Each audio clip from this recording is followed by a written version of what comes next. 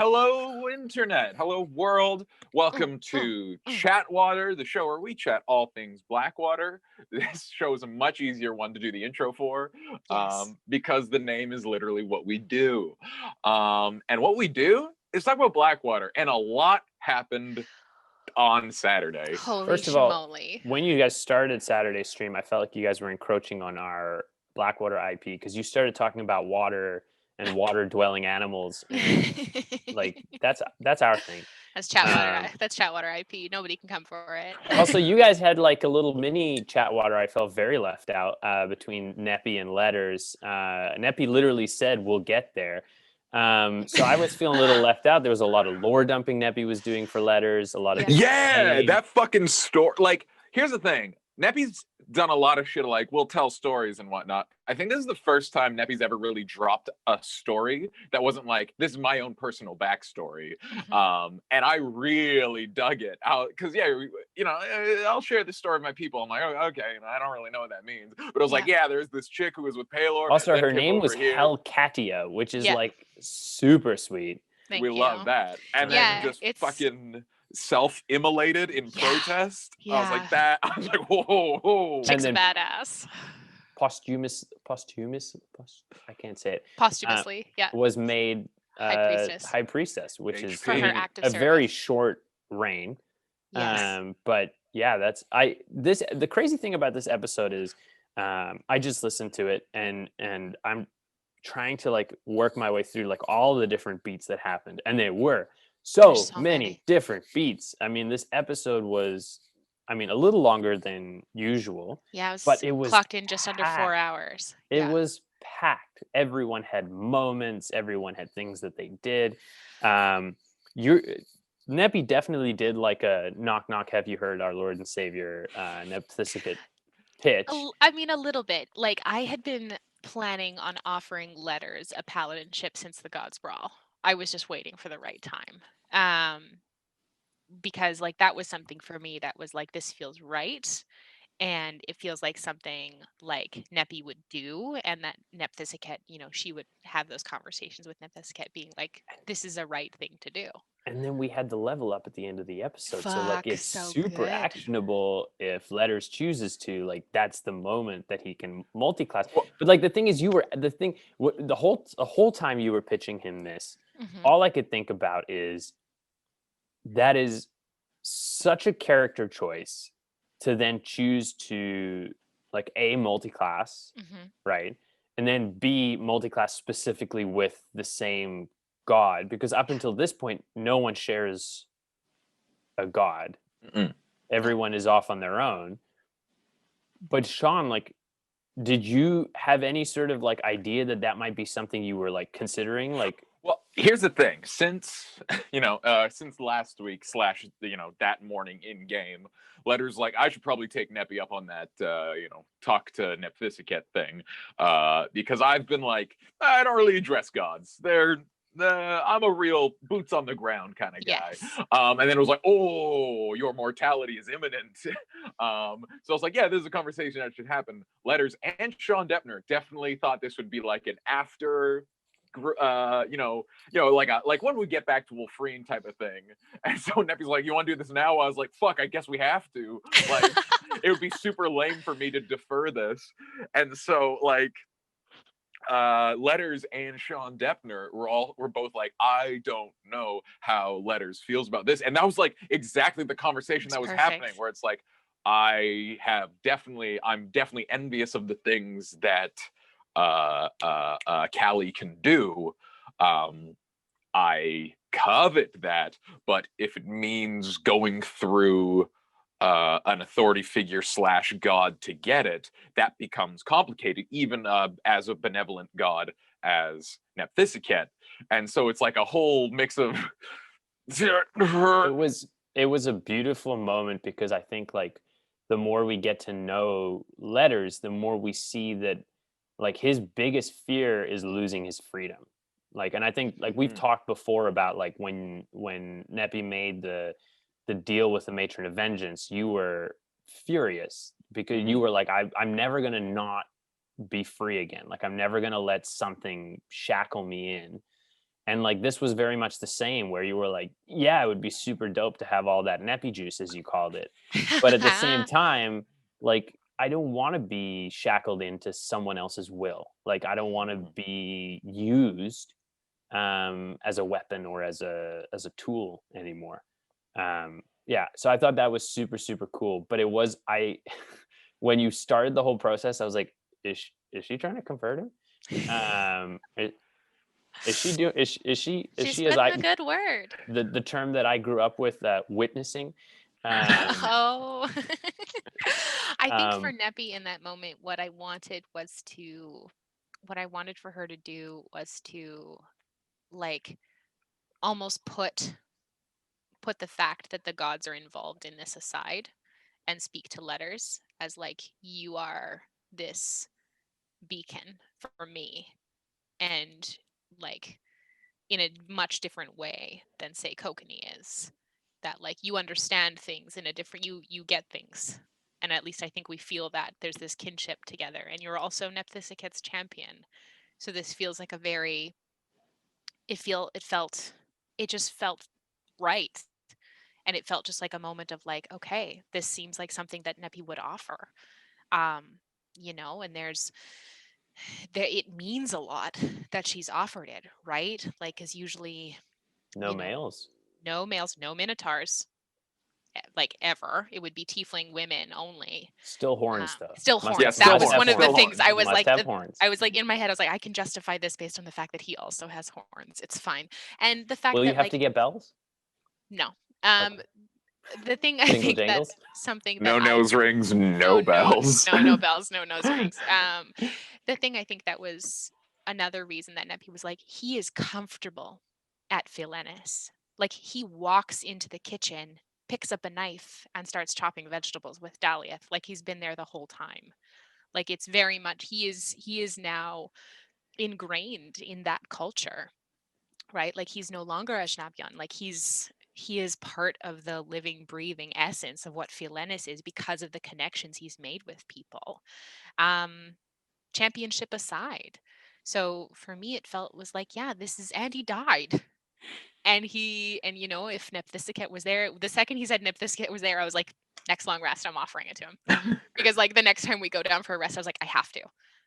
Because Neppy would be like, regardless of the fact that she would bring you back or one of us would bring you back, it's like that was like the final, like that if we were waiting for a sign, that was it.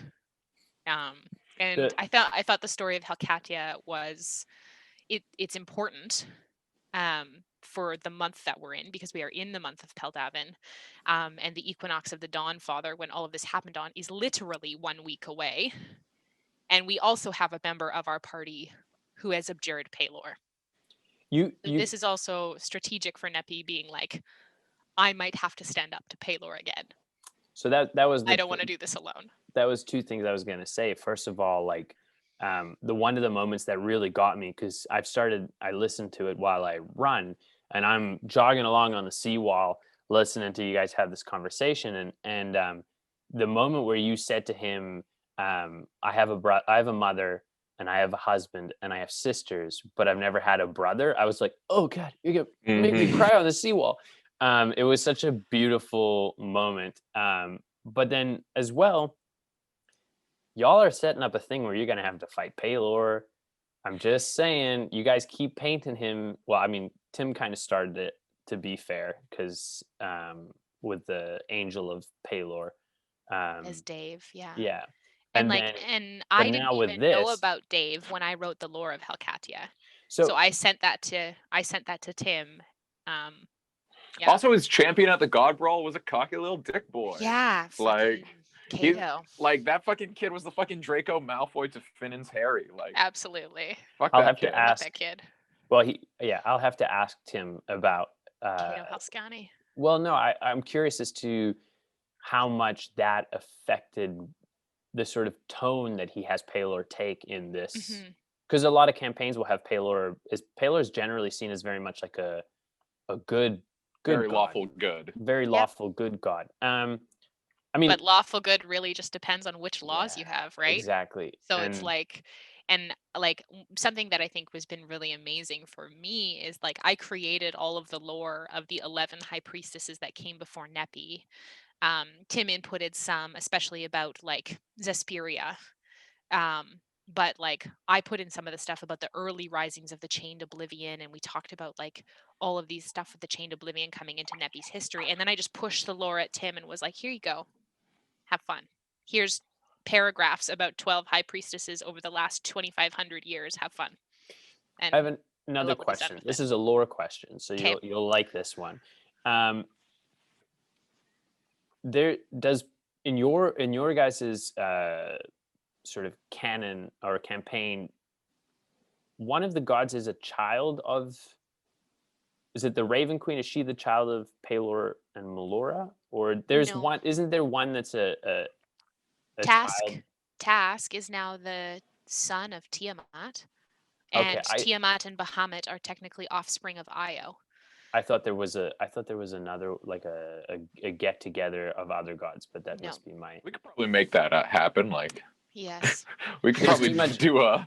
There's so much blending mixer between all the different campaigns that I consume of different people that it sometimes gets hard to keep track of where and the fact that our story now mimics Critical Roles in such a weird way. There's like moments where I'm like, which campaign is this again? Because we talk about it often, but it is freaky how much the mirroring happens. And I just want to say, I don't want to start anything because I love Critical Role. Yeah. But they've started using the term "be safe" a lot over there. Rude. What? Yeah. And get them. No, I don't want to start anything. I don't want to start anything. There's nothing but love. There's nothing Matt but Mercer love. watches Blackwater. It's canon. Yeah, I'm like the amount of times they said it in the last, not the most recent episode, but the episode before that. I was like, they've never said this. Maybe it's just because I'm noticing it now because it's become a Blackwater thing. No. The better canon is that the better canon is that they watches watch. under and like so a ghost follower name. I mean, hello? They definitely. Hello, welcome. We love you. Yes. A lot. So. I mean, that was just one small part. I wanna touch on one that's easily skipped over. We love a horny clack. We love clack. Love a horny clack. Rock-colored spooky is the new hotness. You love that. When you popped by Spooky's room to let her know that Cody was gaining sentience, I had in my mind canon. I had her like crack the door open and talk through it, and Clack was like in the background hiding. That's in my mind canon. No. But Jen would play that at the table if anything were to come out it between might her still be and Clack. secret though. It might still be secret though. And letters would not perceive it. There's no way. No way. Also, the Cody becoming sentient thing was really, really good. And so funny. Also, in my mind canon, I also imagined that the every time you were having this conversation with him about how like the Yanis ghost was like drifting back and forward with like weapons or like you were like, "Are you getting sentience?" And he was like, and then just like backing out of the. No, I'm Cody not. Cody and Yanis would never betray Yana. Not after what happened. The other ones, maybe. Cody and Yanis, never. Oh man, yeah. I'm trying to think if there was. I mean, before the fight, there were some other super big. Let's talk fucking Finnan's clutch, scout and escape with Shadowfact. Yeah. Like, I mean, how far did he throw that boulder? It was an hour's walk. I mean, that is probably insane. about a kilometer.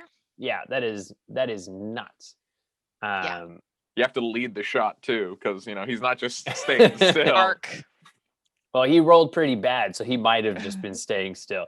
Yeah. It's one of those things where it's like, what is that? That rock must be huge because it's very far away. Oh no, it's very close. But there were some clutch stealth rolls early on by the party. Mm-hmm. Matthew needs to have his dice melted down if they're metal, or Like he needs burnt to if have they're acrylic, somebody or like purge those, or he Yeah. needs to like Something punish is- them sage or around. something is wrong. Yeah, with his dice. non-appropriately wave some sage around. Yeah, like Or get someone to appropriately wave it around. Yeah. Like he needs to do something. Like something Yeah. needs to be done. Because just like His rolls were trash. garbage. I remember Tim. I can actually tell you exactly when it was, but like Tim messaged me the sheet for the giant. From Moros Vike. From Morris Vike. Oh, I just want to When say was how this? proud I am of us as a party that we were like, we came here to get information. We got the information. We don't have to fight that thing yet. yes. And we're going to do our damnedest to sneak around and be smart about this. That is some serious group character growth. That's growth. Truly. I knew that the thing that that Fidden needed was in the giant. So the whole time I was like, Oh yeah. they're gonna have to fight this giant, and they keep being like, "Oh, we're not gonna fight the giant." I'm like, "But they're gonna have to fight the No, giant." see, my thought was like, oh my gosh, if we can get around and we can get into the city unseen, Mhm. we can, Finnan, talks about like raising people up and trying to get like, then let's get more people to come help us fight this giant. But because I remember from the early visions he was having when he would get those pieces of Saracite, they talked about the spearhead in the neck. I was like, we have to fight the giant if he's going to unite the spear and the staff. And especially with the iconography when Nepi divined. Also that was like, I was like, oh my god, is this gonna work? Like the divining and the find the path to like get there. To like I really love that wombo combo. Yeah, right. Tell me where I need to go and tell me how to get there. Thank you, Yes. divine GPS. Yes, right. Nepi can be divine GPS as needed. The joys of Nepthisicat, Okay, come on now. You made Um, your pitch. You're I know I overselling made it my a pitch. I little made my hard. pitch. I know. So yeah, so like when I saw the spear and the staff and the spearhead, I was like, we're gonna have to fucking fight that giant, but maybe we don't have to do it just as us. But with that 31 perception, Well, it's got there a lot of was- heads and a lot of A lot eyes. of heads, a lot of eyes, Eyes. a lot of ears. We forget that. yeah, Well, I don't know if the a ears. lot of help so much. noses. We smell different. We stinky. We're stinky, probably. Probably. Probably. I Actually, mean, no, we were in we've the like mansion. We were we in the definitely mansion, though. bathed. That's true. know, Probably That's true. bathed, and we're So- probably a bit cleaner. We than weren't most of us. bloody at any point at that point. No. It was the Fitting visual was a little angles bit. that gave us. Tim, Oh yeah, Tim Finn sent did it. get hit by. Tim sent it to me about 2.5 weeks ago, so he's been sitting on this one for a while. But I knew that it was going to be one heck of a fight when you guys did eventually find or come into contact with this giant, I guess we'll call it. Yeah. Not really at Demigod? that point. Yeah. But it felt, I mean, it might not have felt it for you guys playing in the actual game, but it felt much more controlled than previous fights. I felt like in this one, you guys really sort of, you have like your plays down, right? Like you feel like a football team that's like, exactly where to go. You read each other well. You see like, oh, this is what they're doing. I'm going to do this. Like sometimes in the fights, Tim will catch you when you're down a couple members, or Tim will isolate you or move you in positions that put you guys on the back foot. Mhm. And we had some people go down and Finnan died. Mhm. But it never felt like you guys lost control of the fight. I felt that too. Yeah. Well, I mean that because we kind of started at the off the top. The question was like, "Fuck, are we gonna go through there?" Kind of half full as we are. And then Matt just came in and was like, "No, here's the plan. We're gonna sneak by at nighttime. We're gonna wait till night because I didn't want a long rest. I'm like, that feels cheesy. We know there's a boss, and so we're gonna take a long rest just after we took a short rest." But Matt made a really good point. He's like, "No, if we're gonna sneak past this, we should do it at nightfall." And so we like did our little sneaky up the two things, got around the ooze, and so like we knew we might have fought that thing, and we came in ready to play. And like that's the difference between like Blackwater going fully charged versus Blackwater 60%. Sean, all I could think about was the campaign we did with Adam when we were doing the dungeon delve, and we would like go long into a rest room. after every We'd fight. go into a room and be like, do the fight, and be like, we'd like to do a long rest. And Adam be like, it's been an hour. You've been awake for an hour. And we're like, yeah, we got no spells. We're all super hurt. Long rest, please. I think the long resting in the mansion is a nice respite. Like, we have the ability to do it, which is really great. It feels safer. But yeah, I think there could have been, like, had we decided to keep going, because like that's what I think with the fight, like, when we teleported, because originally I thought, when, like, in a couple episodes ago, we were gonna rest at the whistle and then we were gonna keep going, because it was almost the end of day by the time we got to the whistle. And I was like, okay, yeah, we'll long rest here. We'll clear out whatever's downstairs. We'll long rest there. And it was like, nope, we're teleporting now.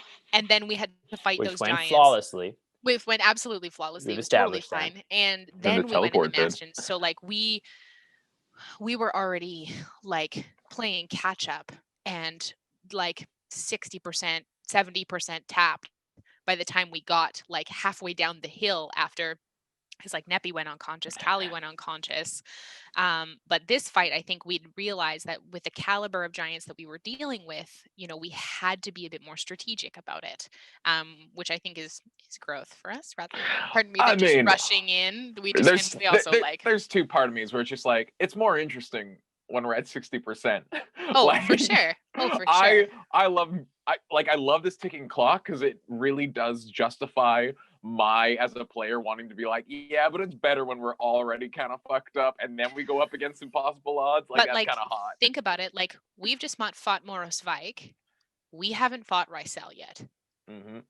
And like, that's the fight that I think is going to be the one that's going to catch us on our heels. Like, oh yeah, he's gonna fucking come get us. Yes. I don't know what we're gonna do about all these giants standing around the fucking caldera. Like, I mean, there's some information that Tim shared after the after the session last night that is actionable and at the table, so we can't really talk about it too much.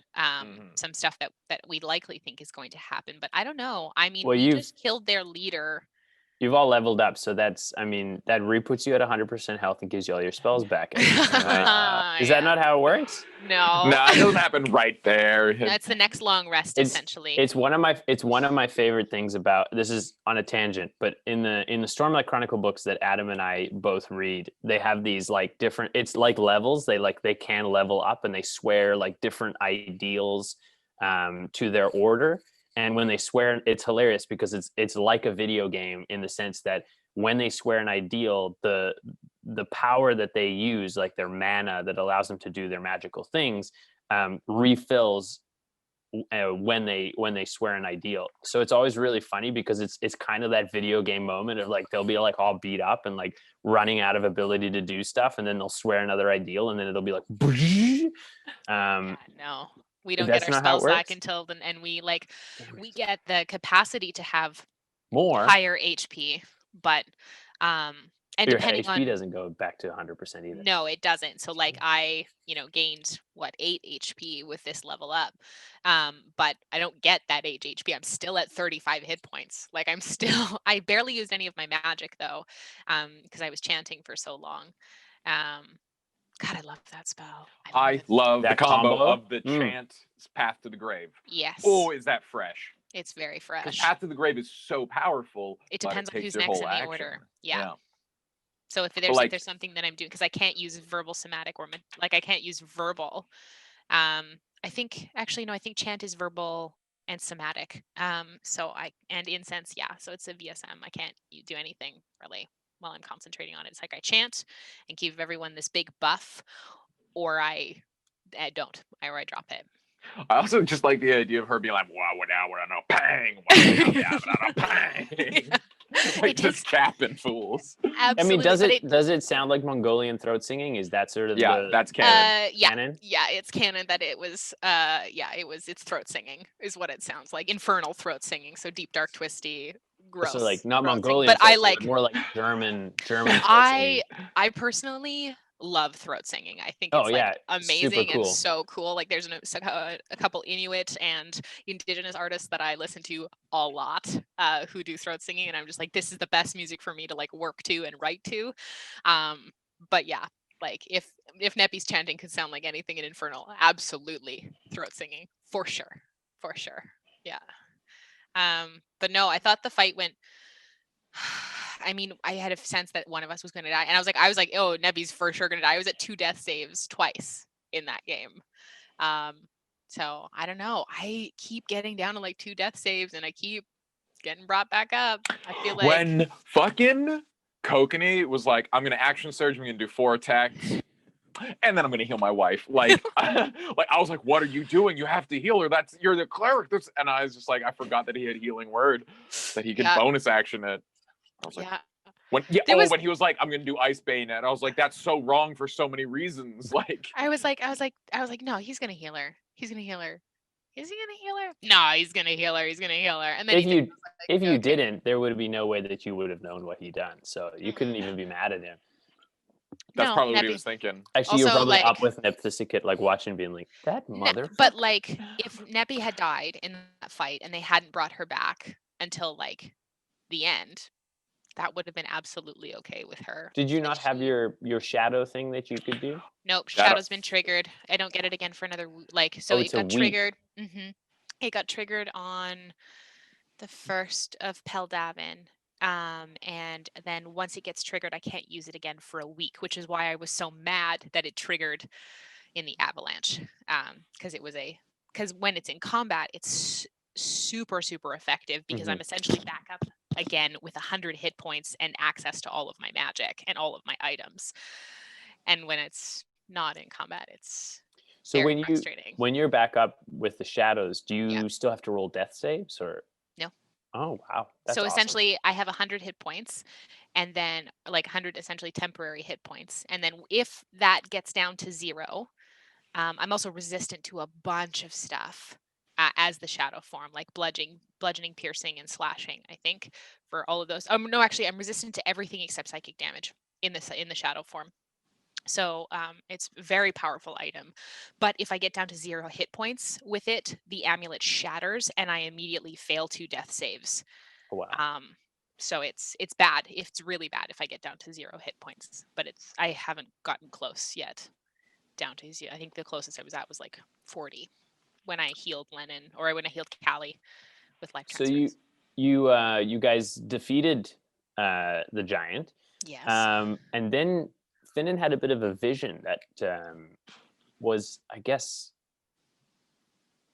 confusing in a way that, I was wanting to believe that Rysel was completely incorrect in the fact that Relalvin's dad murdered his mom, and that it was like a misunderstanding or like a blaming, because now that it's true, it doesn't make what he's doing right, but it's like it makes it more muddy, if that makes any sense. Like, he is now acting incorrectly, but from a place where it's like you can kind of understand where his anger comes from. Righteous vengeance. Exactly. Because I think something that we often gets muddled a lot too is that because Rysel was in the body of Volketh, who was a drow for a long time, it's easy to think that, oh yes, Volketh or like Rysel was a drow. He's not a drow. He's an Illyrian. So what happened was, Zandalar, who was the queen of the Illyrians, and Veyrun, who was the first drow, were married, and then something caused something caused difficulties in their marriage to the point where their marriage fell apart. And when that happened, it created a civil war because essentially the Drow and the Illyrians peacefully coexisted in Illyria at that time. And then once that happened, the Illyrians had a lot of the upper hand and subjugated the Drow and essentially drove them underground. So Veyrun was seeking vengeance for his people. And from what I understand of the vision, Relalvin tried to arrange that meeting between his mother and his father, having been caught in the middle as a sort of peace talks, to be like, hey, please, like, not only sort this out for sort this out for everyone, sort this out for the entire group of people that you both oversee, but also sort this out for the two of you, because like you're my parents and you're stuck in the middle. Relalvin was younger. He was essentially a child at that point. Like a young man. So, and then we see Veyrun basically, kill Zandalar, and, all that shit starts popping off. And then the real war starts kicking off. And then that moment where Veyrun is like, you're a coward, you're a fool. Like, it's not surprising to me that Relavin was like, I need to take the people that I need to save and get out of here. And just being like, you do your thing, because it's obvious that you're not going to listen to reason from me, because what I just witnessed. And he took the people that he could and he left. So I think it is muddy. And I think Rysel feels a lot of, obviously feels a lot of anger for what happened to his queen. And then he did so much to blame Relavin for it, for not stepping in on behalf of his father. But I get it. Like, he was across the room, and his father's probably way more powerful than he was at that point. Importantly, he set up the meeting. Yeah. That's the sticking point. And if you wanted to create a narrative that, Relavin did it on purpose. Yeah, had some sort of maliciousness. Like, his mom was like, no, we're not talking. And he was the one who put the killer in the room. Yeah. like, Unbeknownst to him, but yes. And also, you take the sort of idea that Rysel, he was sort of a soldier in the midst of a war frozen in time, right? So like, he, in his incorrect vision of the world, every one of them are still the enemy, because at the time he viewed them all as the enemy, because they were in a civil war, and he believed Relavin betrayed him, and then he died and got sucked into the ring, and like that's still his mindset. Yeah, like he's stuck in there for millennia. He was pulled out of like a war and just left to ruminate in a ring. It's much easier when it's not as muddy to hate someone, especially when it's like, you have letters who's so torn. You want to be able to just be like, no, Letters, you're an idiot. This guy is definitely evil. But at the same time, is like, he is evil, but he's also, maybe not beyond reasoning with. He's not evil. He's just genocidal. And he sees himself as the hero, right? Like, he's doing this, for his people, what he believes is the right thing to do for the Illyrians. I'm just curious who he is right now, because like, if he's not in Volketh's body, whose body is he in? And I'm wondering if he's in that body that Nepi saw in the temple. That's my big wonder. The one who was looking into the crystal. There was a person, a figure, with like, that looked pretty, like, quite extended, like elven features and long white gold hair, looking into the crystal in this temple inside Illyria, in what I'm assuming to be the city of Illyria. And now I'm certain he's in the city. I'm certain he's already in the city. My understanding of the vision was that the way Tim described it is these were the people of Relavin who were like half Drow, half Illyrian. Do you think he would go there where they're like essentially the descendants of the people he hated? I think it might not be necessarily those people. Like, he's looking to expunge all Drow, but the magic amplification properties of being in that city with all of that Saracite, like, if he can find, like, we don't know what he's planning to do with the Orphea. Like, he's got the Orphea, right? So if he figures out how to use it, and is in a place where that magic can be amplified, that would spread so far and be so bad. So I think he's already in the city. My next sense is that I've got to scry on him. I've got to find him and figure out what he looks like. Can you scry on him if you don't know what he looks like? I don't know. I've talked to him. I've scried on him before. You can scry on items, right? No. What? I can scry on locations, and I can scry on people. Oh. You cannot scry on items. Boo. Yeah. Right. Well, I wish. Otherwise, Gosh, she could just scry on the Orphea. Yeah. I scry. That's right. That's why I had to scry on the tomb that it was in, to see that the Orphea was missing. Yeah. Okay. All right. Yeah. Okay. So I'll just call him and be like, "Hey, Volketh, buddy, could you give me a description of like your height, weight, what you look like?" Yeah. I think the next episode is going to kind of be telling for how the next little bit is going to play out with Rysel. Because whether, like, we'll go down into the city. Finnan's united the spear head and the staff. So, like, he now carries that. He carries, this artifact that is part of their history and their lore and their, like, people. So I'm curious at what the reception is going to be. And we also have a giant ring of giants watching us pick over the corpse of their previous god. And just asking them teleport. where their god is now. Nope, teleport Where your gone. god is. And then he went into his vision. Yeah. No, we don't have any teleport. We use that in the fight. We also don't have plane shift. Yep. We So are we're here. We're just gonna have to deal with it. Now might be the time for diplomacy. Yes.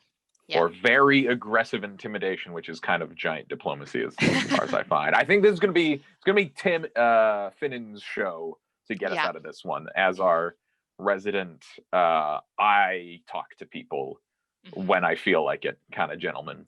Yes. I talk to people about stuff about my Patreon.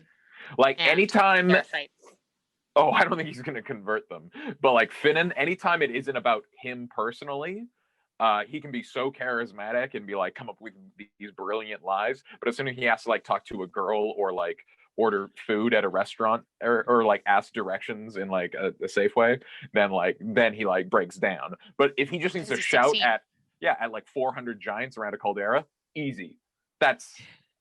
He's going to be fine. No problem.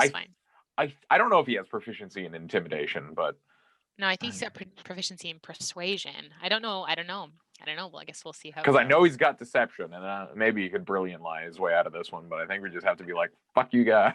I think we'll see Finnan do some things that might turn the tide in this. Hopeful diplomacy with the giants. I'm curious as to how. I can tell you right now, Letters doesn't have a lot of faith to talk us out of this one himself. No, Neppy is like, that's your show, pal. Finnan, take the reins, Finnan, take the reins. Or we all hop on that owl and fly the fuck out of here. Yeah. We love that big dumb owl. We've got some lore today to drop about the Vel Soom Arc. So we're gonna talk about all that today, but we're gonna roll that intro. Let's roll that intro. Roll it. Biggity.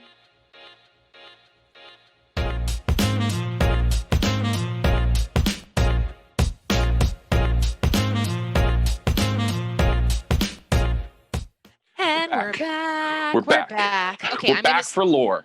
Where were we last time? What happened last time? I mean, I'm going to speed run through announcements first, right. which is the truest thing. We're like an hour into this, episode, and I'm already, doing this kind of stuff. Okay, so some announcements. Big thank you to our partners and sponsors. Legend Crafts Kickstarter is live. It is fully funded, but they're now working on stretch goals like new veneers and customizations for Pathfinder and D&D 3.5e. The newest veneer they're working toward is the Bubinga wood, which they'll hit at $7,000. So all of the pledges help Legendcraft do amazing things. They've got more projects coming down the pipe. So please go fund this wonderful project. And because it's great. Also, if you back the project and you use our code Blackwater later on when they collect information about what you want, you get free art and name customization on the back, which is really great. You can get your character name, class logo, or even the Blackwater logo, and all of the art designs are done by our amazing campaign artist, Tiana, who has partnered with them for this entire project and many of their other projects. Spoiler, she's kind of like their big artist. Silverwing Armory, you can get, so there might be a little bit of wiggle time to get some orders in close to Christmas. So they're there for all your RPG paper product needs. Use the code Blackwater at checkout for 10% off. And love, as always, to Tiana and Keisha, our art and dice patrons. Please check them out on Instagram and give them a follow. And you can find Tiana at amiss._Marston on Instagram and Keisha at fairydragon_dice on Instagram. So Keisha does customized dice. You'll have seen a problem all over our Instagram. So she is I think she is open for customizations and custom dice. So please go check her out. I think Tiana's commissions are going to be open again in January, and we're going to be getting our level 15 art probably at some point over the next month, or two, like depending on Tiana's schedule, because she works and she's amazing, and whenever Whenever is great. We love her so much. Merchandise. Do you want to get sweet Blackwater merchandise on your bod or in your life? Head on over to our Teespring store. And if you order anything, please send us a picture of yourself with your Blackwater merch, and we'll feature it literally everywhere because we love it. Our stuff should be here within a couple days. I'm really excited about it. I have been tracking it furiously. We have been asked over the last little while if there's ways that people can donate to us outside of subscriptions, here on Twitch, like a Patreon or something. So we've started a coffee. That's a KOFI. So if you type !support or !donate in the chat, or you search coffee for Blackwater D&D, it will take you right there. All of the funds that come to us, we put towards things like equipment improvements, future projects that we're putting together, helping make the show run and just pay for things that you need when you run a Twitch channel, and subscriptions for things. So they're also appreciated. We're also looking into ways to help give back to the people who support to us, whether that's here on Twitch or over other type of avenues through merchandise and stuff like that. Anything that you send our way is so appreciated and so helpful. So thank you. Lore Club updates. We will be talking about this for the next little while. We have a community lore project. So our amazing mod, the New Experience Network, is in the process of setting up a community lore project going through the histories of Blackwater from streams to chatwater to the audio archives and beyond. I am also involved in it. Big surprise. So he messaged me about it and sent us an email, and there's a bunch of documents going on there. There's stuff for the Blackwater cookbook if you want to contribute. There's stuff on the lore, the histories. There's like a fun fact. There's the K to D ratio that has been requested, and the New Experience Network is working through. So if you type !lore in the chat, it will take you to a Google form where you can sign up, and the New Experience Network will message you and get in touch with you to get involved. As well, we have our new YouTube exclusive up for the 6 months arc. That audio only episode is up on YouTube, so please head on over there to give it a listen. It is a deep dive. The audio got super corrupted in some places, so I had to do a lot of editing and fandangling. So it's a little bit rougher than the previous one, but still very much worth it. And the audio for the Vel Soom Arc is already edited and will be up sometime soon, within the next week or two. We've also got some programming updates. So on Wednesday, the Lads of Blackwater are back for Behind the Screen, our monthly DMing show, and we are going to be chatting with Greg from How to Drink. He is one of a big YouTube person who has a lot of stuff going on YouTube about cocktails and all things mixology. But he also plays Dungeons and Dragons. He's a DM, so we're really excited to have him on the show. So that's Wednesday, 8 p.m. Pacific Standard Time here on Twitch. And then finally, but definitely not least, the Frostlands of Fenrilik is back for its third and potentially final, but potentially you final. never know how these things go. It could be four. Which Sean is DMing our partnership with Onyx Path Publishing, featuring myself and Jen and Len and Matt, with all new characters set in the Scarred Lands campaign setting in their expansion for the Frostlands of Fenrilik. It's so fun. It's a lovely time. I'm playing a monk. Matt is a barbarian. Jen is a rogue, and Len is a sorcerer. It's a very, very fun time, and I'm having just an absolute blast with it. So yeah, that's all of our announcements, and now it's lore time. So I'm gonna fucking roll us through what happened last time. Get it. Oh boy, we gotta get one of these seal to stub Valsil for the call. Boy, oh boy, we are on a boat. Oh, so spooky. Look at us. It's ghost versions of ourselves. All we got here. Everything's gray and stopped in time. These guys are ghosty boys, but they're actually boys. Petrified rock men. There's a big explosion here. Look at all this grass that's been frozen at 95 degrees. Oh, look at this big city. It got broken in this way. Those seem contradictory. Oh, look at that big nightmare thing walking around. We sent it back to wherever it came from. I'm sure that won't be relevant. Look at this. We found the center of town. We did a blood thing. We're in a underground thing. We made light. Big face of the Raven Queen. I guess we'll crawl through its eyeball. And we did so. We essentially rested outside of this mask of the Raven Queen that we found in the undergrowth. Also, Sean, that was a wonderful update. Thank you. Well done. Roses and thorns kind of thing. Absolutely. So we rested outside, and we take a look at this thing. The marble's like pure white. Spooky does detect magic, and like the stone has some sort of enchantment that seems to be keeping the fog at bay. We try and rest a bit, but Clack actually doesn't get a long rest at all. He doesn't get the benefits of a long rest. The rest of us do because we have to roll like wisdom saves and stuff, and Clack fails his.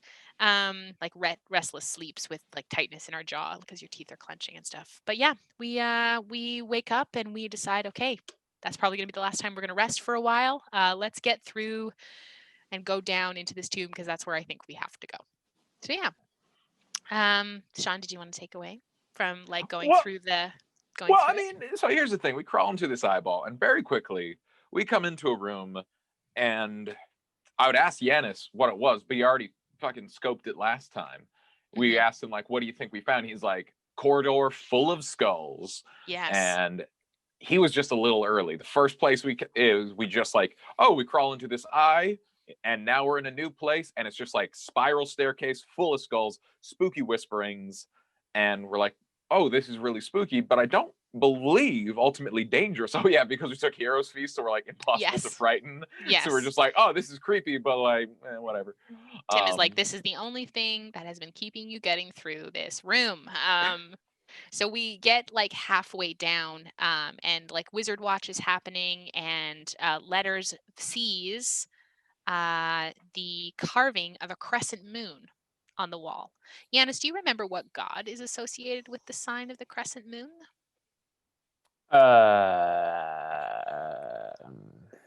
This is real lore club. Crescent moon. No. Okay, it's a goddess, so lady identifying. I don't know. My god pantheon is so messed up. Make it up, Yanis. I'll support you. I don't even know what this name is from, but it's the only thing that's coming to my mind is Saren Ray. Saren Ray is from Critical Role. That's Pike's goddess, but you're close with the S sound. It's Sehanine or Saloon, who is the goddess of the moon. That's what I was. Yes. Yeah, so Saloon is the patron of rogues and trickery, and also the goddess of the moon. So yeah. So as we continue going down the stairs, Sean, do you want to talk about what happens in the rest of this room? No? Okay. Yanis, what do you think happens? Yeah, Yanis, what do you think happens? Sean doesn't remember. He's done. You keep going down, and she's can't get scared. No, but it is scary. Oh, so spooky! So many skulls. So many skulls. They're all said chattering. They were whispering. We can't make out what they're saying, and there's a lot of like teeth chattering. Does it just keep going and going and going? Well, it could have. So each of these rooms, we kind of start figuring, like, we don't really know what we're getting into, and when we kind of figure out the stuff about Sehanine, we're like, why is this here? Like, why is there something? This is the patron city of the Raven Queen. Why is there a bunch of skulls in a room that has a vague marking of Sehanine in it? So there's like, we keep going down, and we went down totally in the dark because Finnan cast dark vision on Kokanee, so we had dark vision. So my sense is that if we had turned on a light at all, this thing would have just kept going. But because we went down totally in the dark, we were able to get to the end of this room, and they didn't freak the fuck out of us. It was very scary though. Oh, we lucked through, and so we open the door at the bottom, and we come into a very different room. And this is the lightning bolt one, right? Yes, this is. Yeah. Okay, so this room was a lot of fun in that we come in, and there's basically a lightning bolt frozen in time in the center of this circular room. And we're standing like outside the archway of this room, and it's like completely circular, and there's like skulls lining the entire circular of the room. And we establish a very smart, tried and true, steadfast way of checking if rooms are dangerous, which was Letters throws a rock into the room and see if it gets zapped. It does get zapped. And so there's a bunch of like bandying back and forth about what we should do. And then Callie's just like, no, we discover there's a little hole somewhere. That's like, I don't know, lightning shaped or whatever. It's like a small box that we're like, okay, so the lightning has to get from the center into that box, we think. Like Yana cast Dispel Magic on the lightning bolt to see if it could pause it enough, and it stopped in stasis and then within one turn just kept going again. So we knew that was not going to be possible. Oh, so it's a constant lightning bolt. Yes. Yeah, down the Nice center up. of the room. Callie just walks in and is like, I know lightning. And she gets hit by the lightning. She's like, I've got lightning powers. I forget where she got this power From Akadi. Yeah, from fucking the primordial, right? Yeah. So in the temple, so like way in like back in episode, I think like 35 or 36, Callie saw Akadi, and we'll talk about why that's important. Chatwater, we'll get there. But when she saw Akadi gifted her with the ability to bend lightning. So once a day, she has the ability to redirect lightning damage towards herself, and half the damage that it would take to her. So my sense with this room is that if, we'll talk about what Callie did in a second, but we would have likely had to like chain ourselves and direct the lightning. So it would have had to go through all of us because the room was very big, but that's not what happened. What do you think? Yeah. Did she get hit and just yeah. shoot it she straight just like hole? Zuko'd the lightning. She was like, I was born for this. But Giannis, let's talk about what we were left puzzling after Callie just like clutched it. Which god do you think this room corresponded to? Ooh. Deep Lore Club. Lore We Club. found a big old lightning bolt, and that's kind of it. It was kind of stone and lordly, I guess. I don't know. I love it. I Who hope loves chat is lightning? going nuts right now about who loves lightning. Lore Club is going nuts in the chat Lore right Club now. is Lore Club is gonna be very disappointed with me. And Giannis, if you don't know, make something up, and I'll support you. I won't support you. Lore Club doesn't support you. Well, Zeus is the god of lightning. Yes, no. it was Zeus. It wasn't. It was Zeus, voiced by the incomparable Rip Torn, who told us to find our way, and it was great. You have to go the distance. Rip Torn voiced Zeus in the Hercules movie? Yeah. That's Hercules wild. is a fucking delightful movie. I watch it with why did Disney decide that was a good idea? Because he sounds great. He sounds No, perfect. he does, but it just seems like a weird Disney choice. Do I not know something about Rip Torn's history that makes him unfriendly to Disney? Okay, we've got a timeline, Sorry. boys. Let's keep going. This is not Let Rip us Torn deep water. dive into Rip Torn. Which god, Giannis? Which god? Which god? We accept Rip Torn as the... It was Rip Torn. Rip Torn was the god of lightning. No, it's Close. Cord. It It's was Cord. Cord. I was actually going to say Cord, but I thought Cord was more like fighty. Cord is the storms and war. Okay. He's the good god of war. Bane is the bad god of war, the evil pantheon god of war. So so this was the room to Cord. So here we are puzzling. We're like, okay, we've just seen a room full of skulls with Sehanine that like seems to be, to Sehanine. And then we've got this other room that seems to be with Cord. There's also skulls in it. And we're just kind of debating to ourselves. We're like, are these people followers of these gods? And one of the thoughts that I had in that moment, like Neppy had, was like, is this why there were no bodies in the city? Are these all the skulls of the people who were in the city of Manta? Why are they here? Why are they not up there? Who put them here? That was one of our big thoughts as we were going through it. And we'll talk about who put them there in a moment. So next room. Do you remember the next room, Sean? Mm-hmm. Oh, that was was that the big water pool? Mm-hmm. Okay, Giannis. We found a big water pool. Just like a room with just like a pool in it. And we're like, I don't know who the like at this point we're like, we think this corresponds to the god. I was like, I don't know who's wet. Like, who's the wet god? But clacking letters were like, we're not going to that fucking water. Spoilers, everyone went in the water and there's skeletons in there and we had to pull a drain and it was bad. So Letters and Finn actually drank the water. And it was, you guys drank really, really rancid, gross water. So I forgot I did that. Essentially what happened was the second we got in the water, we realized we had to start swimming down. And the water was so turbulent and tumultuous that we had to roll strength saving throws. And if you had to do that, you could only make strength checks. But if you could only make a certain number of distance, it was like 120 feet. And we could only get 15 feet per round. And it was just this grueling, just water grinder all the way down to the bottom. It was awful.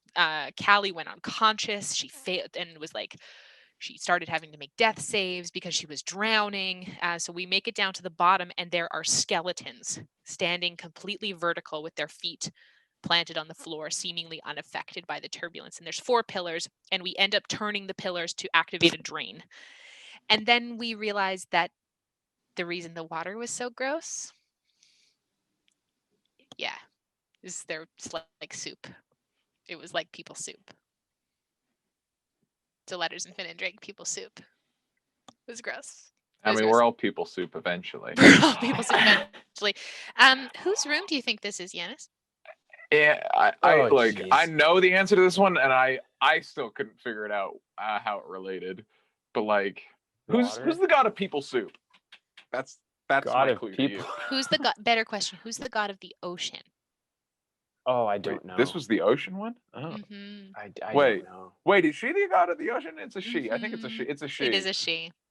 Salty people soup water. Yeah.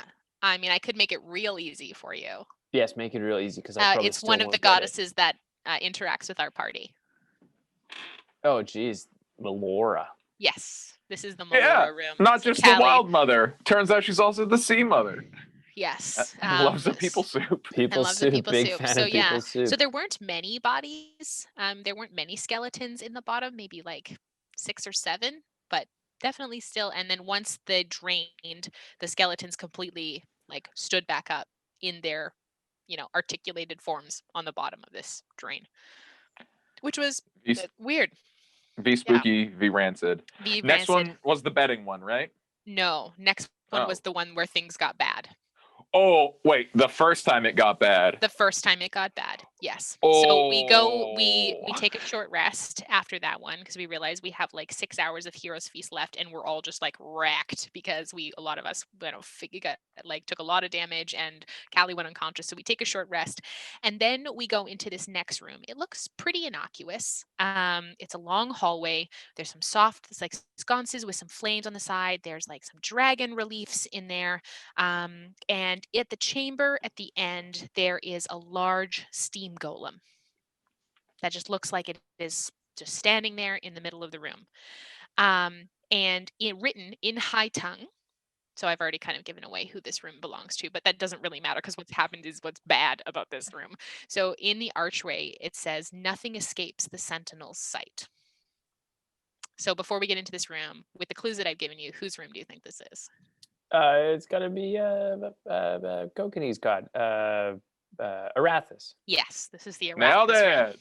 Okay, Sean, dish what happened in this room. 1 for 4. So very quickly, we're like looking around, and then was like, "Oh my goodness, it's quite hot in here." I was like, "Wait, I don't know." Somebody does something, and the fucking You steam threw golem. a rock into the room. Yeah, because it worked last time. Yeah. Is this thing gonna set us on fire? No, we threw the rock in, and the steam golem's like, "I'm into this," and I was like, "I should probably start pumping this big thing," and we're like, and the ceiling starts lowering.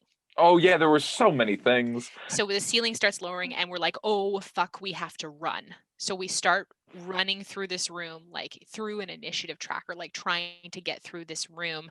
And there's this pit, like behind the golem that you have to like jump over. And anytime we tried to cast magic, it got counterspelled. So we figured out that there were little dragon reliefs on the wall were casting counterspell at us all over the place. So all of the magic we were trying to do got counterspelled. It was so frustrating. So we're running through the room, and like Finnan is scooping up Clack and running, and like we're all just kind of like trying to make our way through the room.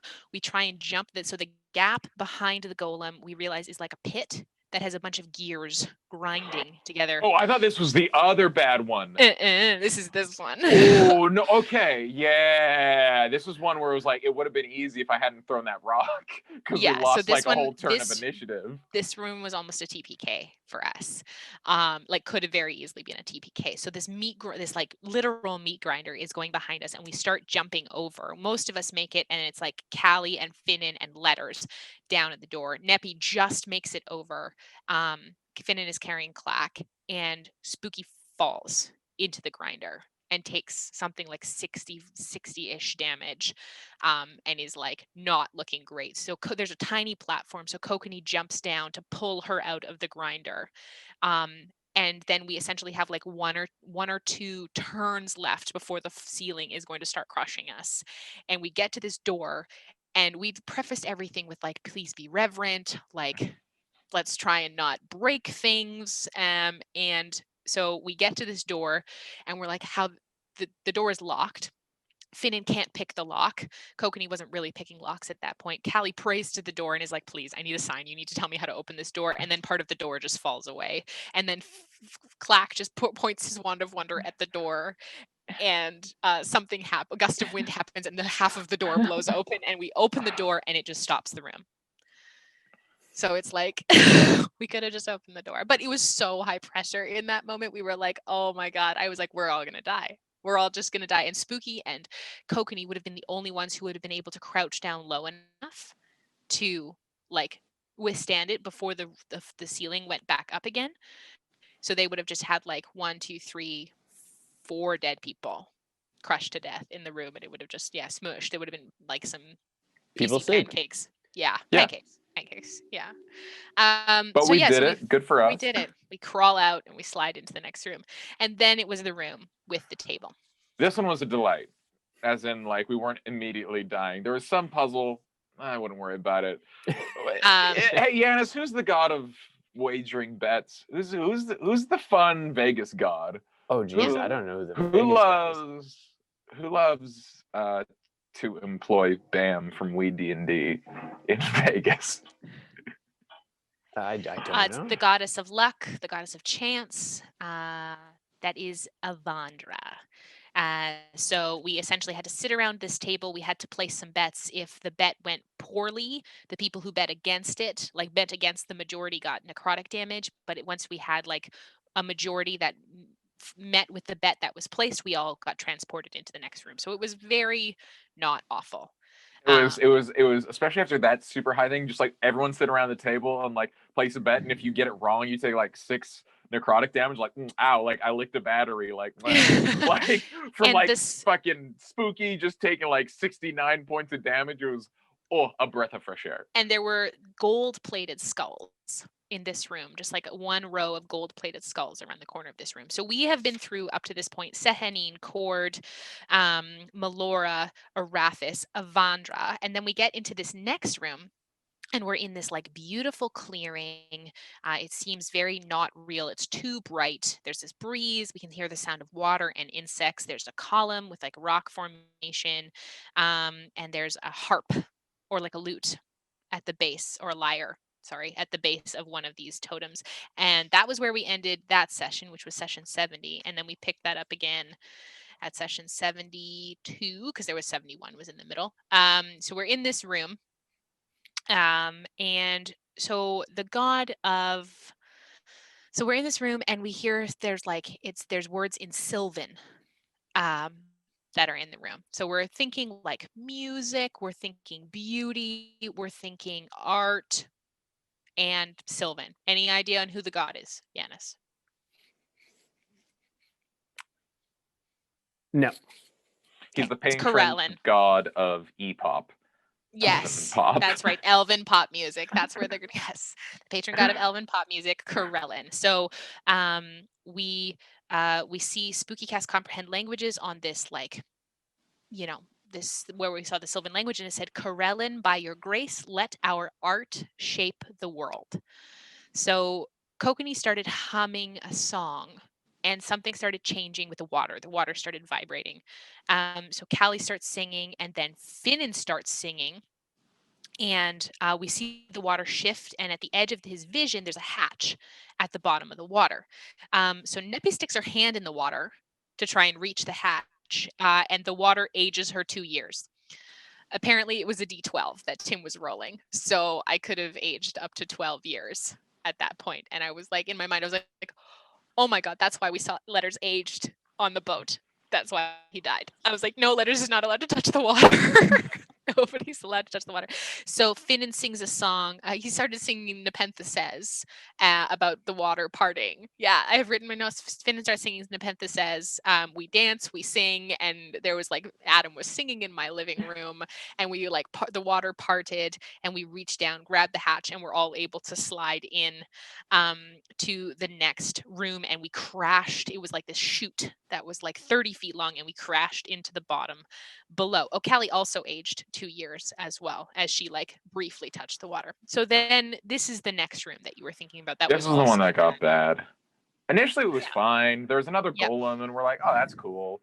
And the golem is like, hey, I'm just gonna pump these billows, and we're like, cool, do your thing, man. And he was like, sick. And we look around the room, and like, okay, there's like, I think a grate. And like over there, there's a forge, and we're like, oh, that's cool. We know the forge person. And there's like a thing that you pull over here. There's a thing that you pull over here. We're like, this is fine. And I'm like, oh, it's getting hot. It's getting real hot. It's getting hot. And we're like, oh, that dude's pumping a billow, and it's I know this one. I know this one. Yeah? Who does? Moradin. Yeah. Hell yeah, dude. Good job. And so we're like, oh no, we are in the forge. Yes. Like, Oh no, you are in the forge. Yes. So literally on the other side was materials. Kokanee was able to see that there were materials on the other side that we could use, and we figured out that we had to pull these 2 chains to lift a grate. Except we were in the forge that was like, so we ended up like there was a team of us pulling one chain, a team of us pulling the other chain. We're taking fire damage and like every round to try and get it. So Kokanee is able to slide under the grate. He grabs like a stick of, or like a bar of steel, and like forges it and forges a loop, because we essentially had to get the 2 chains together to make a link. And I think at the end of it, it was literally just Kokanee and Neppy, because Neppy's resistant to fire damage. So Finnan went unconscious. Spooky was almost unconscious. Clack was almost down. Letters was using Bigby's hand to try and like pull through. It was also an anti-magic room, so we couldn't use magic in this, or on this side of the bellows. We couldn't use any form of magic. And we managed to finally link it, and we get through to the other side. We bring Finnan back and all of that kind of stuff. And it's just like, we also realized that because it was an anti-magic room, Hero's Feast is dispelled too. So we lost our Hero's Feast at that Rude. point. Which so was rude. really Rude, Tim. Rude. It was super rude. And also in that room, so Kokanee had this sword, this rapier that had been given to him by Vel Soom. And in a really clutch move, we were losing grip on the grate. He threw his sword to jam into the chain in the wall, and he left it in the room, and it broke. So he went without a rapier for a while, and he was just like, he was like, I was planning on destroying that sword anyway. So he just left it in there, and it snapped. And then we come into a pretty important room. This was a lore drop room. This was the lore drop room. This is the one with the Yeah. So we come to this door. With a tree on it. And it looks up like it's 2 trees that are kind of like this, one up top and one on the bottom. And Neppy recognizes the iconography as the tree of Thalbask and Gloomtharan, which is the tree of life and the tree of death, which uphold the planes. Like the tree of life keeps the negative or the lower planes in check, like all of the hells and stuff, and keeps them from infiltrating the material plane. And then Gloomtharan keeps the upper planes in check. So keeps all of these like planes in order so that the barriers between them do not permeate. This is different from the elemental planes, which kind of exist around that. But yeah. So Neppy's like, okay, weird. All right, so we have iconography of Thalbask and Gloomtharan, and we also realized that the tree that was in the city of Manta used to be Thalbask. the tree of life. The tree of life. And that is why the root system in the undergrove was so much bigger than it should have been, because it used to be the roots of the tree of life. But that tree was petrified and dead. Now, I had some extra knowledge because of another campaign that I had played in the same setting, that the tree of life was not dead. It was just planted somewhere else. Granted, somebody had just torched it, but there was a bough that had lived and had been planted and been regrown. But the tree of life used to be in Manta and was there no longer. And we're like, that's weird. Why what is going on here, like with this iconography.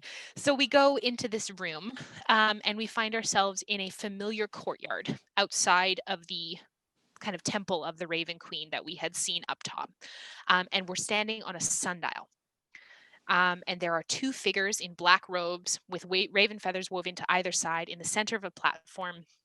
Neppy steps off the platform to try and get a better look at these figures, and gets like, there's big radiant energy that comes and just like essentially pushes her back on the platform, and it disintegrates some of her robes. So we're like, okay, we stay on the platform. Finnan looks into the sun with like, takes off his goggles, no change. And we realize that it's like, okay, we look like we're in the middle of a story. So we start realizing sundial, time. Maybe if we turn the sundial, it will tell us a story. So Letters notices the figure on the left has a tail, that there's a black cat tail. And then Neppy kind of tries to maneuver herself to take a closer look. And there's two figures, humanoid, very strong features with dark hair. They look similar, female, related. They're sisters, one older and one younger. One of them, there seems to be a cat underneath her robes, and their eyes are amber and golden. This is the chick who betrayed the Raven Queen and her sister who founded the Church of Nipthisicat, correct? Mm-hmm. But this is not their room. So the room is to another god. But this is the story of that time. So this would be the god of what we found was, so there's a very bright sun above and a sundial below us. So those are probably the two clues. Palor? Hell yeah, Yes. Dad. Nice. And So this is where, do you can I want to tell hop a little in? bit more? This Hop felt in. really fucking clever in terms of how do we move the sun? Because we're like, this sun ain't moving. This is noon forever. And Finnan is like, I love darkness. And so he just creates a cloud of darkness above the sundial to like stop it. And then he can just create light. Holes? Like, yeah. Yeah. And basically he's able to like set the clock to wherever he wants. And it was very clever. And as he starts moving the sundial, well, I'll let M tell that one. We start seeing the play out of this beautiful story of these two priestesses in the city, and it looks like we're in the middle of a siege. So this is, we're going to drop some serious lore bombs, so get ready for story time, everyone. Get your pens ready.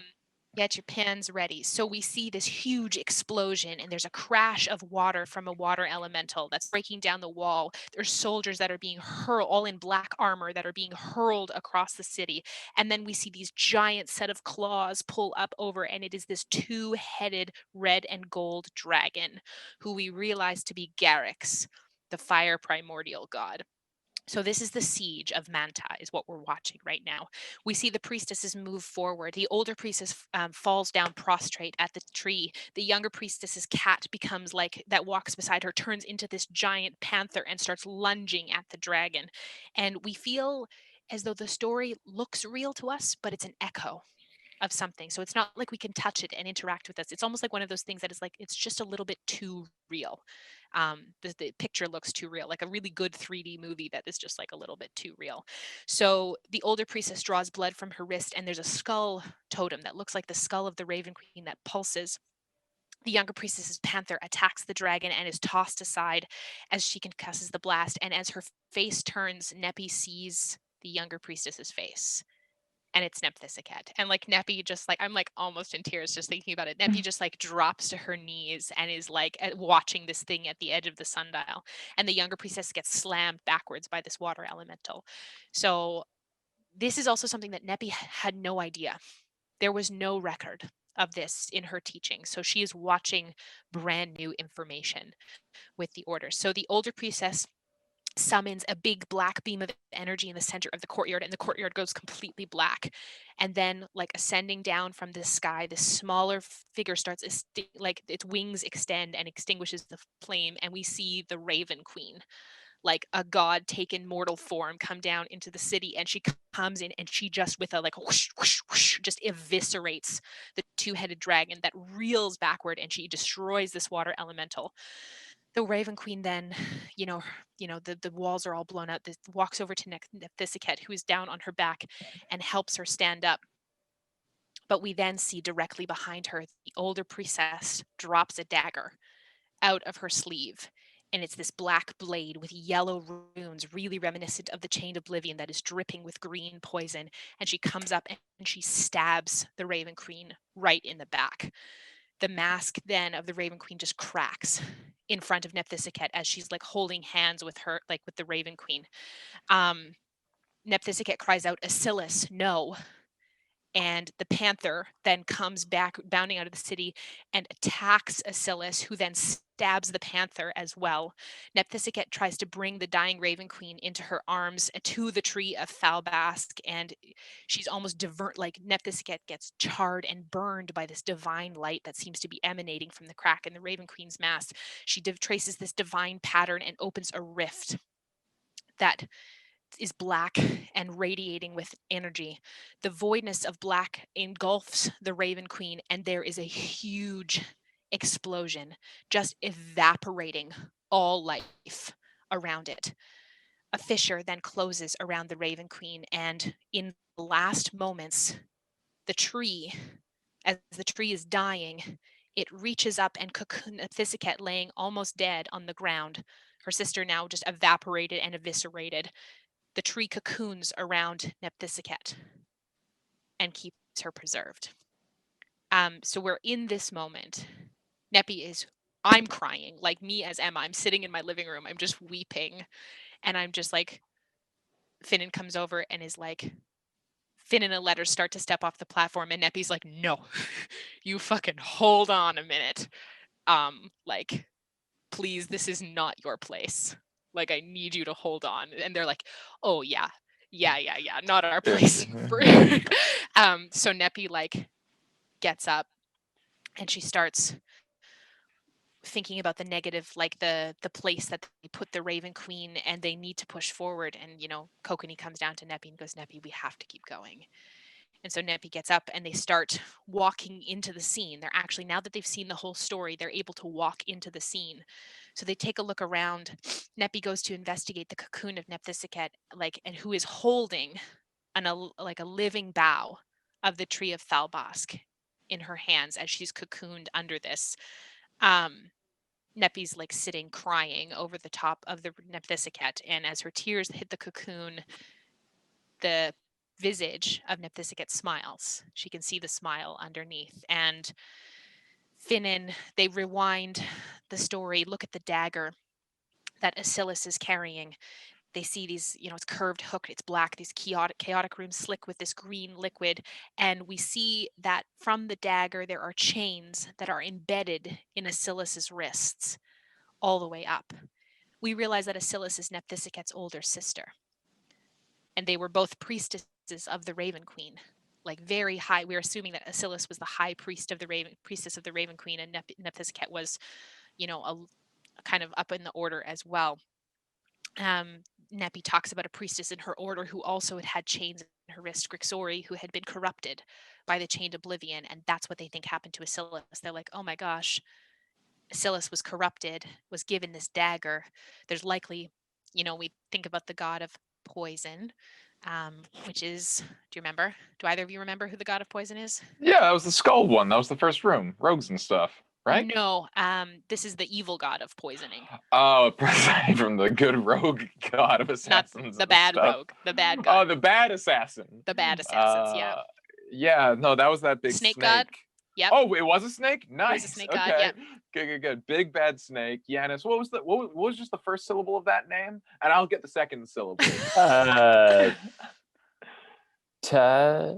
Yeah, tarantula. Tarantula the snake. Zahir. So likely some involvement so from close. You guys were super very close. We're involvement of Zahir. UST. And so we figure out that okay, so Asylus was corrupted.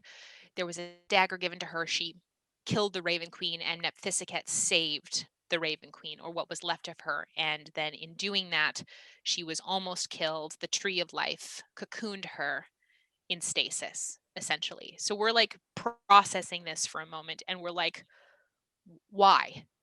What is this? What is this here? And then that was kind of the moment in my head where I was like, oh my gosh, Nephthisiket made this. Nephthisiket created the tomb of the Raven Queen. So she was the one who got the Raven Queen to safety wherever she put her. We'll talk about that in a moment.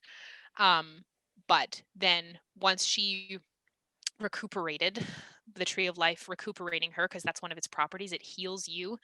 Like every round, when you take damage, you just gain hit points back. So once it recuperated her, she started to pay the penance for her sister's betrayal. She started to pay the penance by, after the city of Manta was destroyed, she was the only one left living. So she built the Tomb of the Raven Queen and moved everybody into it as an act of penance, which was started her path towards ascension and taking the spot of the Raven Queen.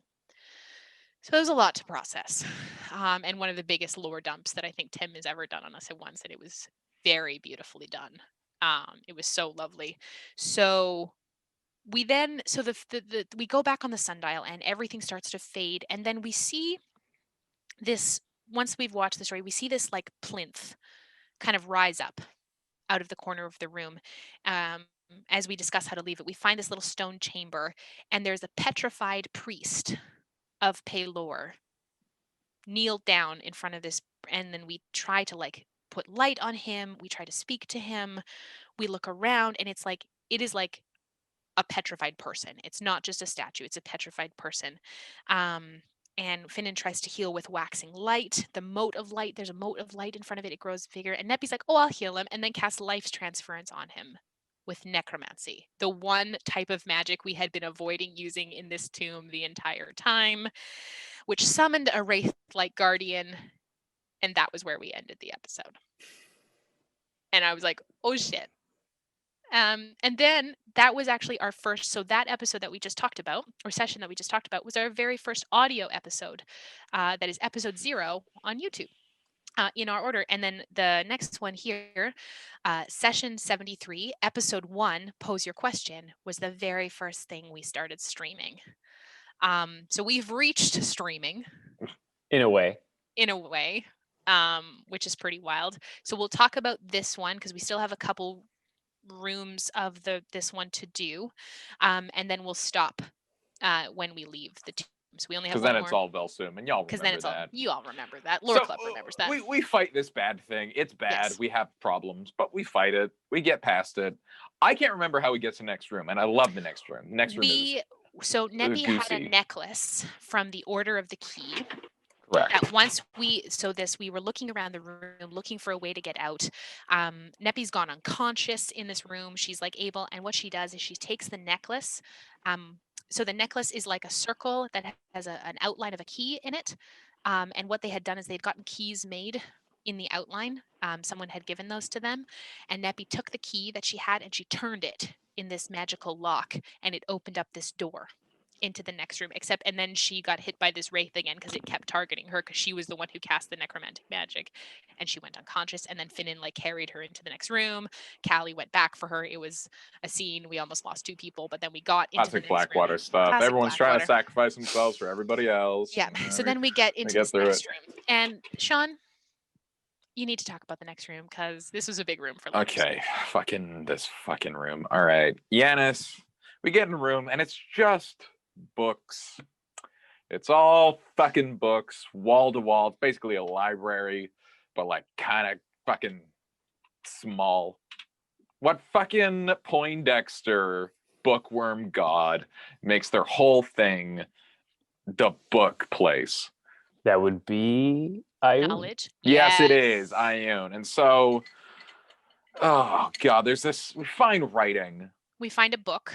That says on the cover of it, there's a couple, like, so on these shelves there are skulls as bookends all over the room, and this iron chandelier that hangs from the center, there's some skulls on that as well. Nephthisiket was big on her decoration skills. And there's an open ledger on a pristine oak desk. We also suggest to like potentially rest here because this might be one of the last places that we can actually, it seems decently safe once we investigate the room. Letter starts to investigate the desk. Nepi starts looking at the books on the shelves and she can't comprehend any of them. It's like she can see the words, but she can't actually read them. And it's not because she doesn't recognize the language, but they just don't seem to click. So Letters takes a look at the book and it says knowledge given, knowledge gained. So we realize that we discuss what we need to give as knowledge so that we may get knowledge in return. So Kokanee goes up first. Sean, do you remember what Kokanee gave up? I genuinely don't. No. Hey, Yanis, what do you think Kokanee gave up? What He has to knowledge give up did- some knowledge to get some other knowledge. What do you think he gave? I think I've seen this episode, but it was right when you guys did it. I think didn't he give up like proficiency with Smith's tools or something? No, he gave up the ability to speak Orcish. Oh, that's he, never bitten him in the ass. That's like literally we haven't come across an orc since. No orcs yet. And then as he writes his knowledge of the Orcish language in there, the phrasing comes up that says, pose your question. Hence the title of this episode being Pose Your Question. And he asks, where is the seal? Here. And it says, Aegis the Displaced once held a coin, but now destroyed. So we realize that the seal in the tomb of the Raven Queen we thought was still intact, but has been destroyed. And we're like, oh my God, this is so bad. What are we doing? We talk about leaving, but we're like, no, we can't. Neppy's like, we can't not see the rest of the rooms. I have to go through. So Finnan goes up next, and he gives up all of his knowledge about dwarven minerals and stone carving. Because he'd gotten it with the brain, the brain bit, yeah. And Finnan says, where is the seal on the Forgotten Expanse? And because we wondered that if the question was not worded correctly. And Finnan got, the seal lies broken at the feet of Aegis the Displaced, which lies before the sarcophagus of the Queen of Ravens. So we're like, oh fuck, we haven't come across that yet. We should probably keep going. Letters. What did Letters give? Well, I know this one. Yeah, you want to tell us, Yanis? You gave up your ability to speak Infernal, right? Not on purpose, no. No, that was when Letters got greedy later. This is where Letters... You gave up memories. Yeah, he gave up everything before Baba Bottom, growing up with his mom and stuff. In the the pens, because that was a bad time and was very heavy to carry. And I can't remember what question I asked.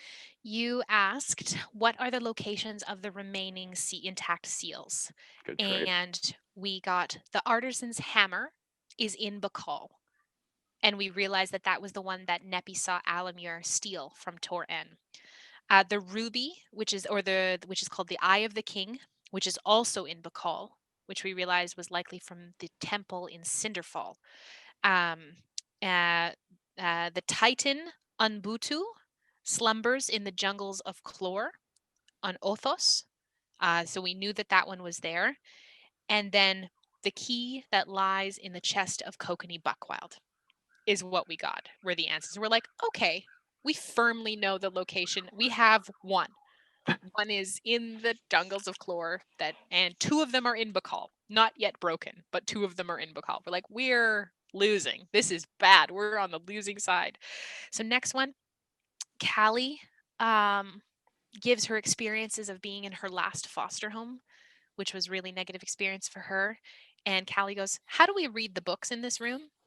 And the answer comes, pull them from the shelves, open them, and steal your mind. So Kokanee, Letters and Yana go over to the books. They have to make intelligence saving throws. And then Callie also does as well. Yana fails her intelligence save and rolls a D-run 100. So Yana loses her last 24 hours of memory and remembers being on the boat on the way in. Importantly, when she got meat grindered, that was when Yana decided to be vegetarian. And so while she no longer remembers why she decided to be vegetarian, ever since she got meat grindered, she's like, yeah, I don't want to eat meat. I don't eat meat anymore. So she doesn't remember why, but she just is like, nah, vegetarian's the thing for me. Letters rolled a 58 and lost Infernal. Yeah, I just spent 6 months learning that. It's cool. It's cool. It's okay. Neppy's Totally gonna fine. teach you Totally again. fine. Neppy's gonna teach you No, again. I've got more important things now. We'll take a break and she'll teach you. Callie rolled a 65 and gained the ability to speak Sylvan. So Letters lost a language, and Callie won it, and Lennon definitely rubbed it in Letters' face because Callie just keeps learning languages. Not by actually like sitting down and learning them, Yep. but just by keeps getting gifted language. She was gifted Look, Orin by Akadi. I've got my fucking Duolingo app. I look at it every day before I go down for the long rest. And she just fucking looks at a book and gets Sylvan. So Neppy then goes up and gives up her first experience drinking Rila. So like what it was like the first time she ever drank Rila Shara, and asks, what is the history of King Vel Soom of Bakal? And it is said, born Malsav Bakal in Amonkhe, he was a beggar and fell in love with the princess Dela, forged a dark bargain and used power to bring his people out of poverty with a pact with Tharizdun. He pulled in mercenaries to destroy the Hand of Io. We were there. We did that. Tharizdun rewarded him with a pact, and he is on the path towards lichdom.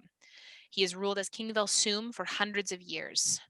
They talk about a collector seeking seals, attempting to destroy them as he grows in power. So Dela, the princess, was the first person he killed to destroy the seal, the Hand of Io. We also learned that he split his soul into 3 parts, into phylacteries, which is what we had thought so far. The Staff of Isilme, which we had actually encountered in our very, very first session as a party that Kokani had sent back to him, so he's got that one in his possession. The Hide of El Fenchi, which is what Spooky's pants are created out of. So her pants are a phylactery, and an onyx amulet, which he wears around his neck. So he has 2 of the 3 phylacteries in his possession. Letters talks about the fact that he knows about Malsav, who is a lich, really sacrifice everything he loves for a cause. I may have been investigating how to become a lich just for academic purposes. Yeah, strictly academic. Finnan gives up a happy day memory that he has with his mum, because his mum had passed away. And his question was, how do we progress to the next room? And the answer is heal the spirit of the priest. So we're like, okay. And we rest, and it's not necessarily a restful sleep. We get nightmares. There's faces of the people who have wronged us. We have sore jaws. Our faces are really stiff. Neppy tells Yana about the last 24 hours. And then when we wake up, we go back into the room with with the Paylor room. We heal him. Neppy casts greater restoration into the light to try and fix her mistake. The petrification drops, the priest stands and dissipates, who is absorbed into the chamber. The plinth drops down, and the stairs ascend down below. So that's the room we go into. We walk down. There's a platinum door with a relief of a draconic figure on it. Who do you think you this got that room one, belongs to? Yanis? That's easy money. Platinum dragon. Tiamat. No. What? No. Task. Nope. No. The other one. The Tiamat's- other platinum dragon. Tiamat's sibling. Too many dragons. If you want law, it's not Paylor. If you don't want that lawful good, you just want that lawful. Who do you talk to? Bahamut. Yes, good. That's the Very one. good. So on the door in Draconic, it says the Queen's Guard. So Neppy asks for rule following and no fucking around in this room. And she says, myself included, no fucking around in here. So we go into the room, we state our purpose, and we go in, and there's like lava all over the place. And at the end, there's obsidian doors that are cracked open. And we see this figure that is like dead or looks to be not moving. Sorry, there's a bunch of ambulances going past my house. There's a figure that seems to be down in front of these 2 obsidian doors. So we managed to like hop our way across. And this figure is we lying motionless. It seems to be dead. It looks like a guard of some description, like a golem, like a draconic kind of golem. And we were like, okay, if this is the Queen's Guard, this must be the tomb. So we also, who broke the doors and killed this guy? Yeah, we're like, why are the doors open? So we go inside and we stand at the top of the stairs. And like on the obsidian doors is this mask of the Raven Queen. There's thousands and thousands of urns that are in this chamber, and there's a obsidian staircase leading down with a small obsidian walkway that's just at the end with a huge sarcophagus at the bottom. And the sarcophagus is cracked and open. And there's like blood, there's pools of blood on either side. Like we're not talking just like small pools, we're talking like a of blood on either side, this obsidian pathway. And there's a figure crumpled on the walkway down below. The sarcophagus, as I said, is cracked and open, and floating 10 feet above this crumpled figure, we see this being floating, wings extended, but instead of feathers, they're metal, but they look like feathers. Black armor holding a curved black blade, a very similar one that we saw Asilis carrying, except the runes are red. That bad dagger. That bad dagger. There's a white mask that's broken with blood seeping from one eye with a red glow in the other, and this jagged, tilted metal crown. And all around us, we suddenly hear, "Thank you. You have now freed the Matron of Vengeance." And that was where we ended that session. And I think we all went, "Ah!" at the end of it. And so after that week, we had some time to puzzle, and we did a little, extracurricular work, and we were like, hey, remember that like night creature that was walking around that we banished to the negative energy plane? And we had to we were like, wait a second, what did we see when that Thisiket pushed the fucking Queen of Ravens? Wasn't that into like a black void, almost like a negative energy plane? And so when we were like, oh fuck, when that Thisiket put her into the thing, it put her into the negative energy plane, I guess, to keep her safe or whatnot. That created the nightmare creature. And so when we just banished that willy-nilly as a way of like just getting rid of it, guess who came back like fucking pissed off and twice as ugly? Like that wasn't Tim's plan. We just accidentally brought back the Raven Queen, who has, rebranded as the 2,500 years to be pissed off. So they're all like, we're at the beginning of episode 74, which is our episode 2, session 74. Sorry, this is Yellow Sky in the Morning. So this is our second stream. So we're all like, okay, Neppy, you go down and talk to her. And I'm like, okay, all right. They're like, this is your shit. You go talk to her. Yeah. I was like, okay. You're the god person. You go down. You want me to talk to her? Go. No. So Neppy walks down the platform, down the pathway, and the Matron of Vengeance asks, like, who dares disturb me? And Neppy announces herself, and the Matron of Vengeance calls Nephthisiket the usurper. So like someone who came in and took her place. The Matron of Vengeance asks Neppy to seek vengeance for her, and then Neppy's like, no, you need to seek vengeance on Tharizdun. Neppy speaks Asilis's name, and she fails her con save and takes necrotic damage, and the Matron was like, never speak her name. The Matron of Vengeance talks she'll take her revenge on Vel Soom and McCall, and that she will judge Nephthisiket when the time is right. So the wings extend, the blood swirls around, the cylinder around her, debris falls, and the cabin starts to collapse. She leaves. So, the structural integrity of the tomb is fucking done. We are very quickly getting the idea that the Matron of Vengeance is not chill. Not a chill person. No chill. So everyone kind of comes down. We see this crumpled figure near the sarcophagus, has light blue skin, no hair, and is holding a bag, a sword, a blue overcloak, and a pendant skull, a pendant of a raven skull with a golden feather. Neppy takes all of the things that she can. Letters finds the broken coin, which we realize is the seal that he was carrying that was broken.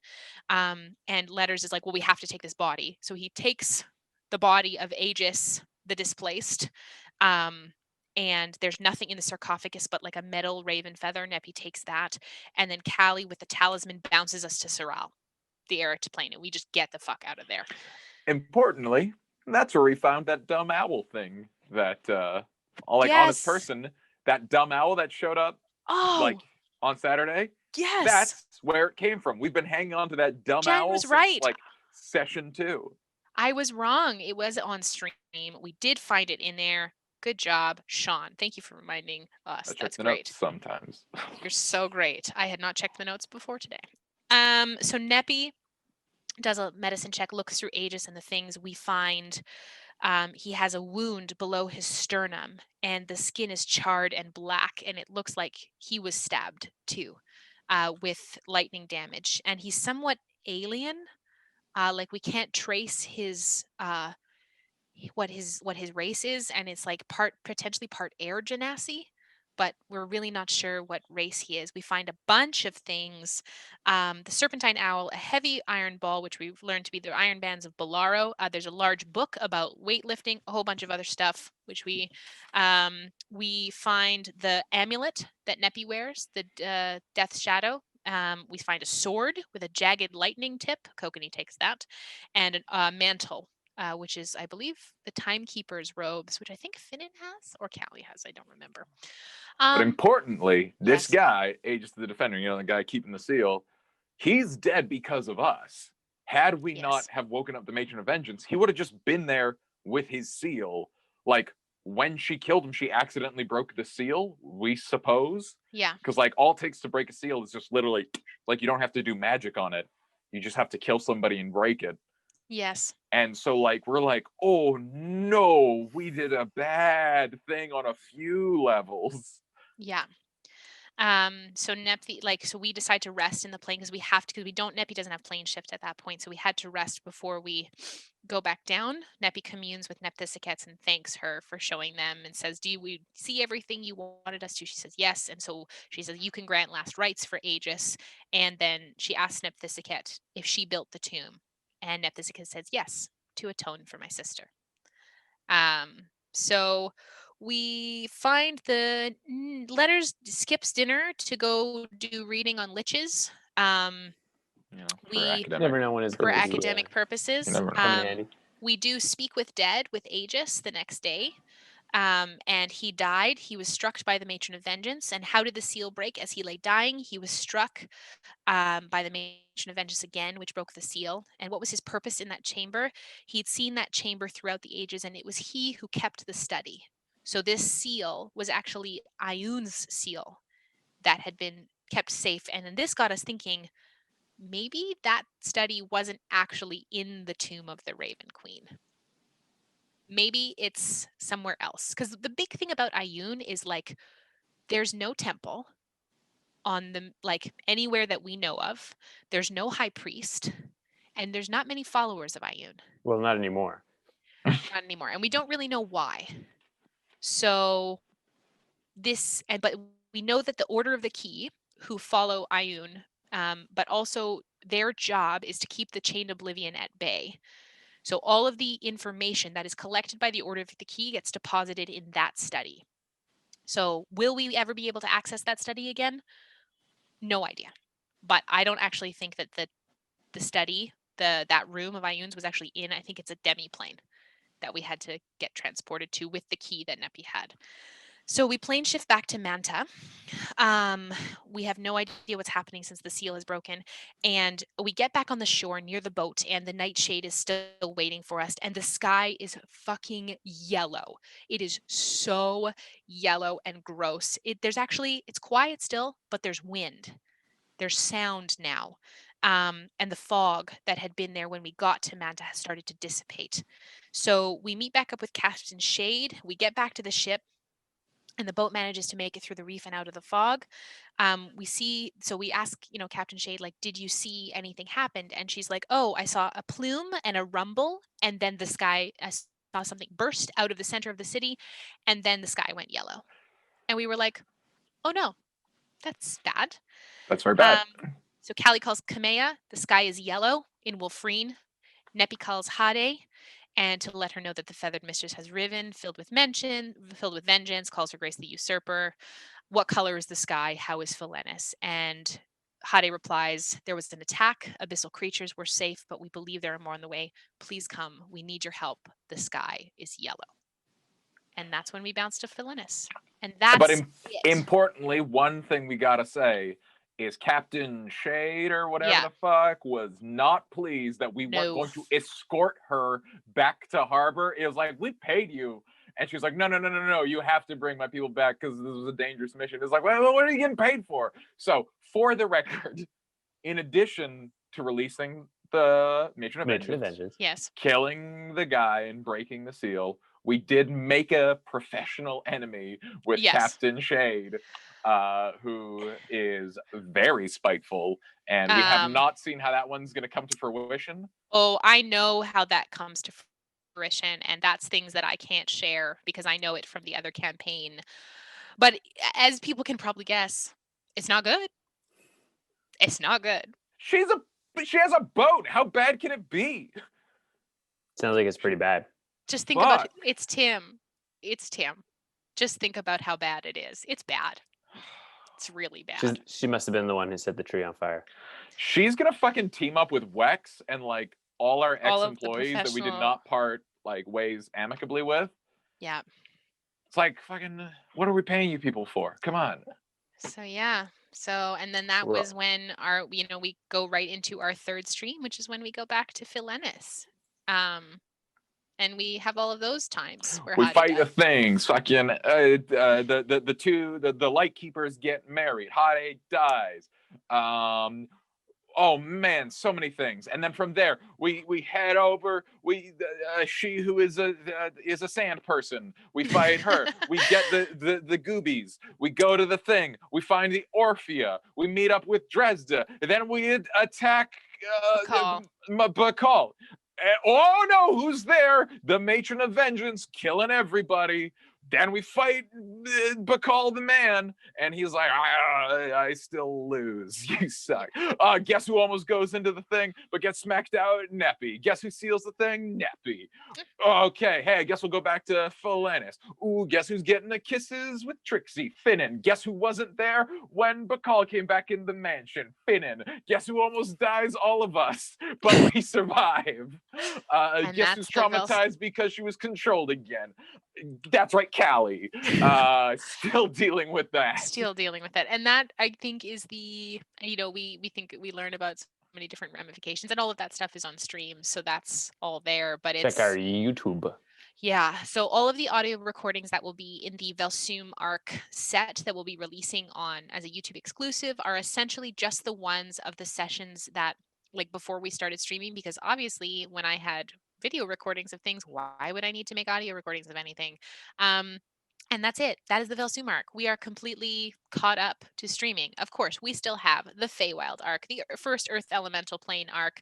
We have the Chaos Elemental arc and the Early Days arc. So we still have 4 more arcs to go through before. So many arcs. So many arcs. And you thought we were going to run out of things to talk about. I mean, at some point.